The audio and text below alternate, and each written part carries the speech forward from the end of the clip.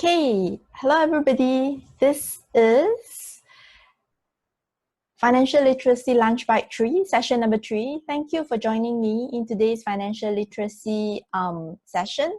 So I know today is a public holiday in Singapore. I am grateful for your time in joining me here. And I know today we will be able to I will be able to help you, to add value to you and help you to learn more about financial literacy in its own sense of the word. So, what are we going to talk about today? First of all, let me talk a little bit about my background. This is a new virtual background that I am just trying out. So it's interesting. Let me know, give me feedback on whether it works or it doesn't work. I think there is some lighting issue, but it's quite cool, right?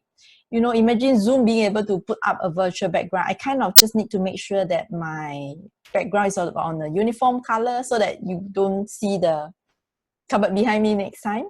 So yeah, so in any case, let's move on. Today is lunch bite number 3, session 3. So in session 3, what are we going to talk about? Just a quick overview. Quick recap as well. In the first session, we talk about the overview of financial literacy, what it is, and what it's all about. In the second session, we spoke about the now, which brings me to my 4-step. Okay, moving the slide. Which brings me to my 4-step framework that I have come up with. Step 1, which is what we talked about last week, is the now. And the now consists of just a very, very quick recap. You know, the now consists of where we are and taking stock of what we have. And we all know, if you were not here in the previous 2 sessions, I spoke about the moving from point A to point B, and point A being where we are at now, and point B being our goal. So I also emphasize on the need to make adjustments along the way. So the thing is this, when we want to get to point B, first of all, we need to assess where we are at now. And that's what we are doing.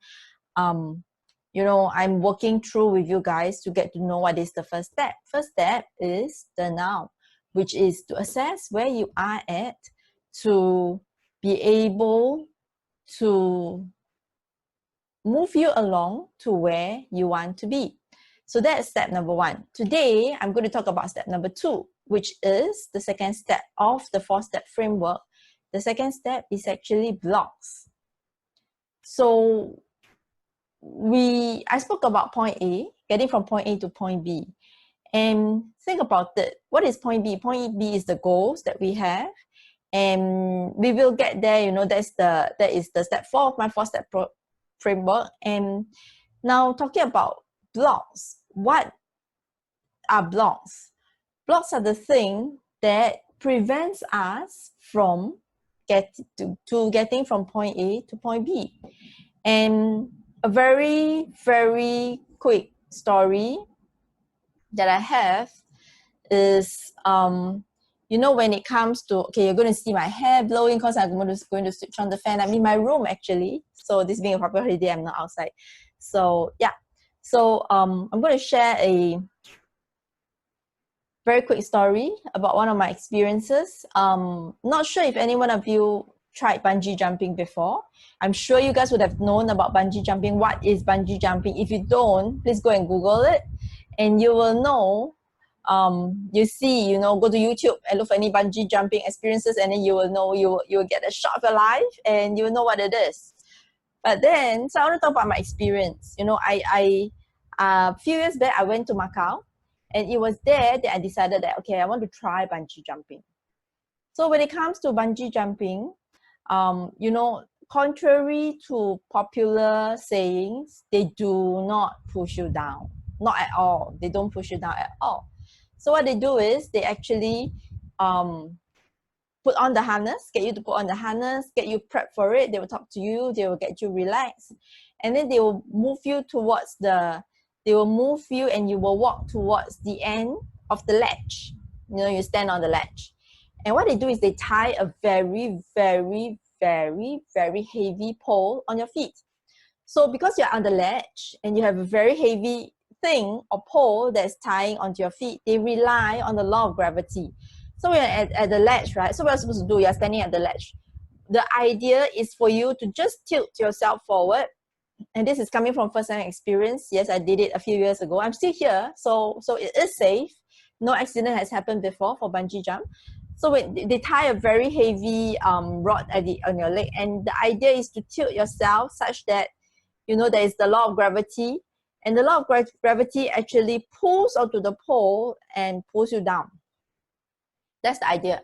So nobody will ever push you down in this law of you know, based on the law of gravity. They, in any bungee jumping organizations, you know, the staff will never pull you down. So when I first got onto that's the mechanics of it. But emotionally, there's a lot of turmoil going on. So when I was at the top of my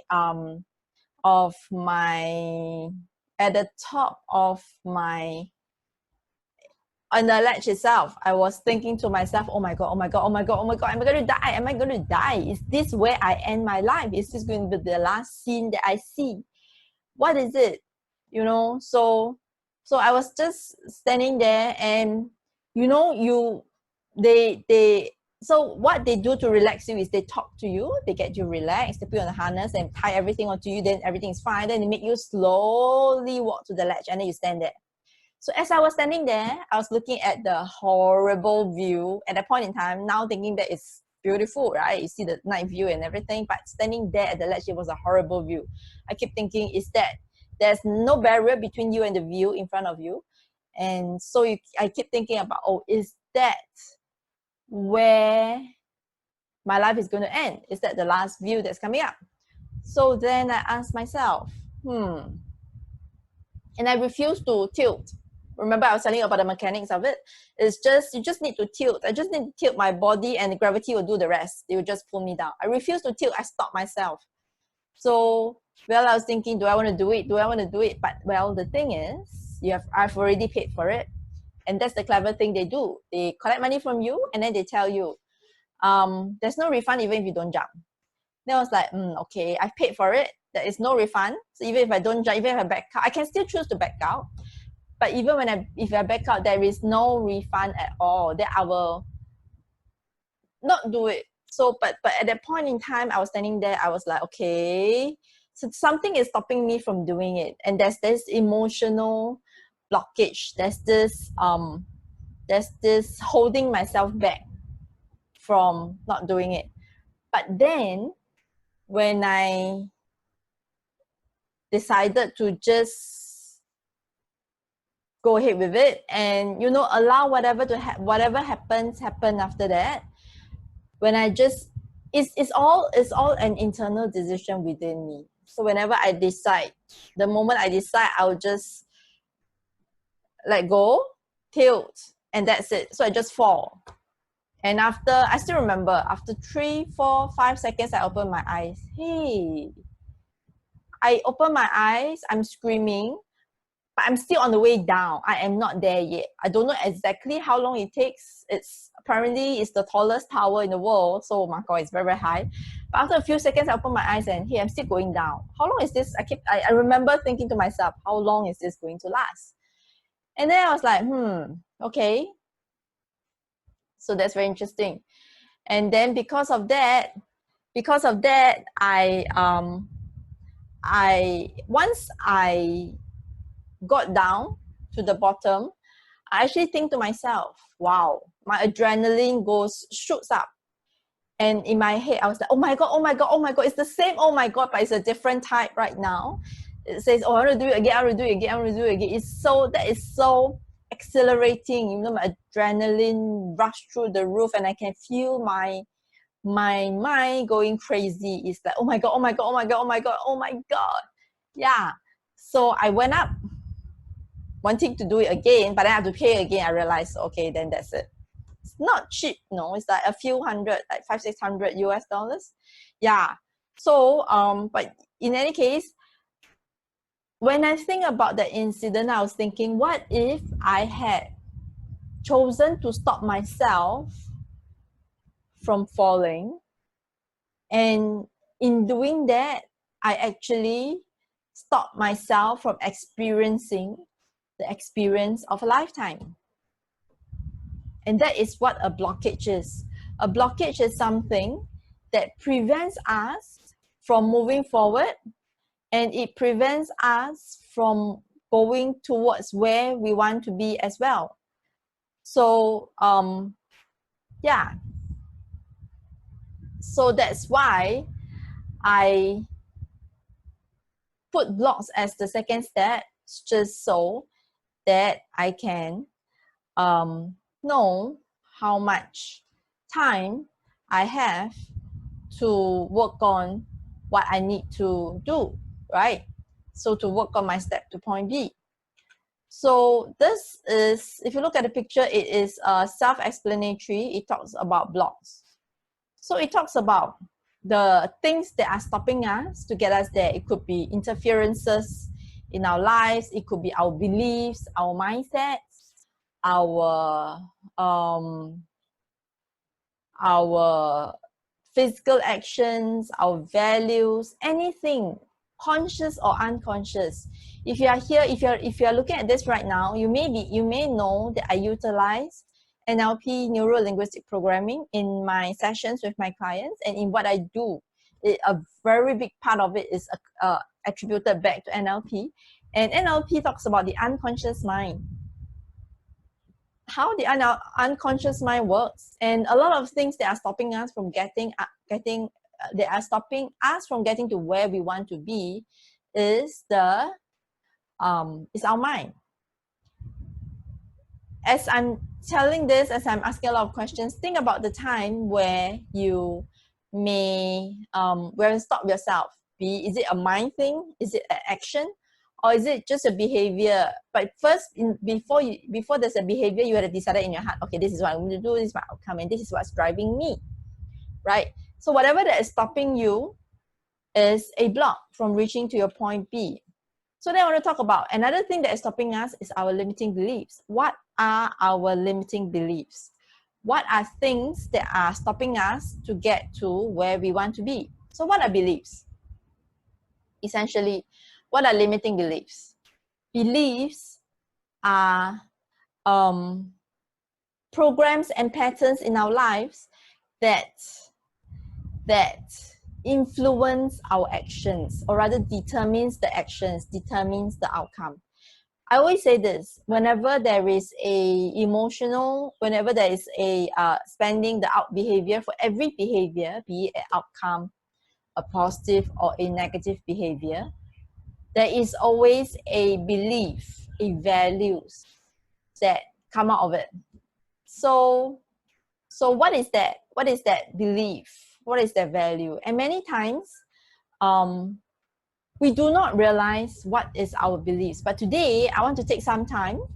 I want this to be a practical session. I want this session to add value to you. So I want you to take some time to think about what are some of the limiting beliefs that you may have. And what are the limiting beliefs that are interfering you in your life, and what are the limiting beliefs that are stopping you from getting to your point B.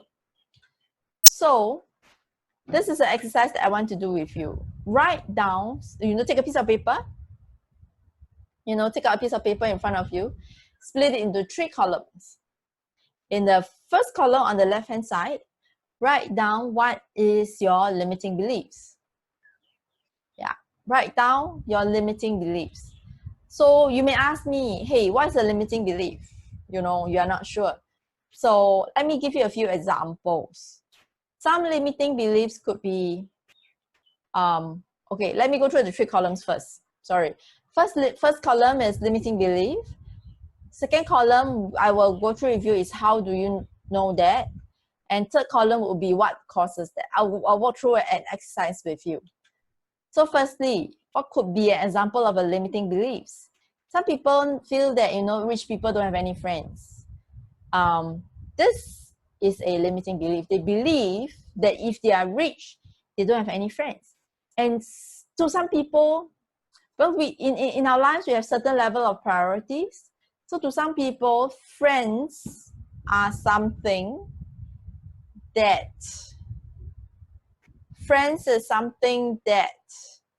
are very important to them. To me, friends are very important. Close friends, I don't need many friends, but close friends are important to me. I only need a few good ones. So yeah, friends, connection, security is very important to me. So with that, one limiting beliefs is, rich people don't have any friends. Another example of a limiting belief could be, money is the root of all evil. Have you heard of it? When you're young, parents will tell you, hey, when you're rich, right, don't forget all your friends. Hey, when you have money, there's a lot of evil people out there, rich, and but they don't do a lot of good. When you are rich, you tend to do a lot of bad things, scandalous things. You tend to do a lot of it. Yeah. So that's what it is. Money is the root of all evil. That could be one limiting belief. So think back to your life. Think back to your life. What are some of the limiting beliefs in your life? What do you believe in when it comes to money? These are things that, I will, when I'm talking to my clients, I will, in the course of a conversation, I'll be able to identify it for them. But now that we're doing a group exercise, think about it in your own life. What is it? What do you believe in when it comes to money? Third example, when I have money in the bank, I'll fall sick. This is a concrete example with one of my clients. I have actual client. So the sentence should be, when I have an actual client that falls into this category.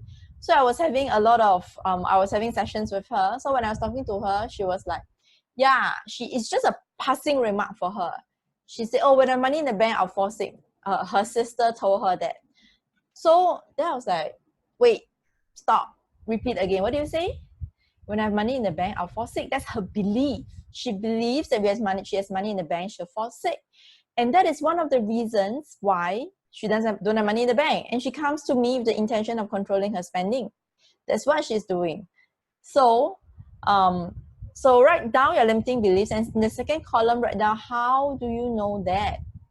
So in her case, her belief is when she has money in the bank, she'll fall sick. And how does she know that? Her sister said so, right? So how does she know that? Her sister said so. So, and then my third column would be what causes that. Think about it. What causes her sister to say it? So what she told me was that her sister was not well once, and her sister said that, when she has money in the bank, she'll fall sick. So you see the sequence of events. The reason why I'm going through this exercise with you is such that, you begin to list out what are your limiting beliefs. You begin to look at do you know whether about that limiting belief. So you begin to evaluate the I would say trueness, the accuracy of it. I say, like, how true is it? And what's the basis of that belief? You begin to break it down. And based on that, then you ask what causes you to have that belief. And something could have happened, So if you string all this together, it becomes what we call a full belief statement. So you say backwards, start from the third column. Just say, my sister was not well once, and she told me so. Therefore, my belief is when I have money in the bank, I'll fall sick. And if you have been, I always say this, when you talk to me, there's no right or wrong answer. There's no textbook answer. There is no dictionary answer as well. So there's no right or wrong. So our beliefs are our beliefs. Our values are our values. Our values are what is important to us. And that is okay. It's okay. It's just a matter of whether your values and your beliefs, they are serving you or not. Are you where you are, where you want to be now? If so, then good. If not, then what do you do about it? So, looking at this belief statement, my sister was not well once, and she told me so. Therefore, I believe that when I have money in the bank, I'll fall sick. And think about it, in your own, take time to go through, take time to think about it, is that really true? Is that really what you want to be? Is that really something that is accurate in your world. So yeah, so that's what I want to look at when it comes to limiting beliefs. Analyze, break it down, and know these are all very scientific, you know, the things that I do. Break it down and think about it. If it is true, then good. If not, then what can you do about it? Right? So another blockage. Moving on, we only have half an hour. So moving on, another blockage that blocks us in our lives is our past events, our experiences in our life. Some of us, we could have positive or negative experiences. Positive experience will help to reinforce actions in our lives, behaviors. Your body and your mind knows that, okay, I've done this before, it worked before, so I'll continue to do it over and over again, which is good. So, but what about past negative experiences? You will know that it's just like how a kid, you know, they want to touch everything. So even if you tell the kid, no, the kettle is hot, do not touch, they will still want to touch, right? They have no sense of what is hot or what is not. So when they touch and then they shrink back their hand because of the pain, then their mind immediately registers, okay, the hot kettle is painful. It causes a blister in my hand, and that blister is very, very painful. I will not do it again. So that's how our mind works as well. When we experience a negative event, it blocks us from getting to the goal that we want to be. Our mind registers that it is a negative emotions or pain or something, and then we shy away from it. And then when the kid grows up, the kid knows that, okay, in order to touch that hot kettle, I do not touch the, you know, the silver part of it. I need to hold on to the handle, the black part, the kettle, such that there's insulation and I do not get scalded and I do not get blister on my hand. There's a correct way to do it. So the same with getting to a point B. There are more than one ways to do it. And I mentioned in previous session that we need to adjust our paths along the way. So this is it, past events.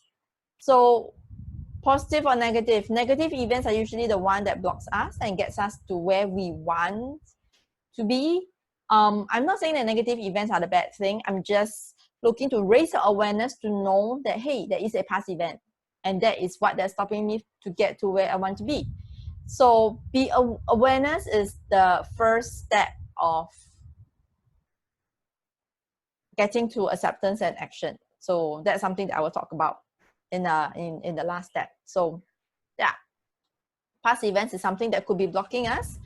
And another thing that could be stopping us is horror stories, things that we want to avoid, things that we have heard from other people that they may have, you know, the negative experience may not happen to us immediately, but you know, it could happen to other people. And when we hear from other people, we will know, okay, so this is what happens to other people, it may not work, and so I will avoid it. So yeah, so the last thing that I want to leave you guys with is, you know, when we have the same old thinking in our lives, when we think through things the same way, we will get the same old results. And Einstein once said this: it is absolute craziness to do things the same way and expect a different result. Or, you know, it's absolute craziness to do things without changing anything. It's the same thing, you know, to do things without changing anything, or to do things the exact same way and expect a different results. It is ridiculous. It is crazy, you know. So when think about where you are at now and think about where you want to be. Are you doing things the same way? Are you exploring different areas? Are you able to you know, get yourself out of the mindset that you have? Are you able to do what you need to do to get to where you want to be? So just remember, having the same old thinking will get you the same old results. So yeah, so in the same way, if you want a different result, what should you do? change your way of thinking.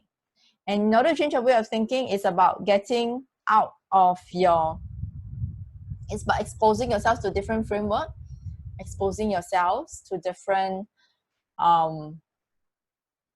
different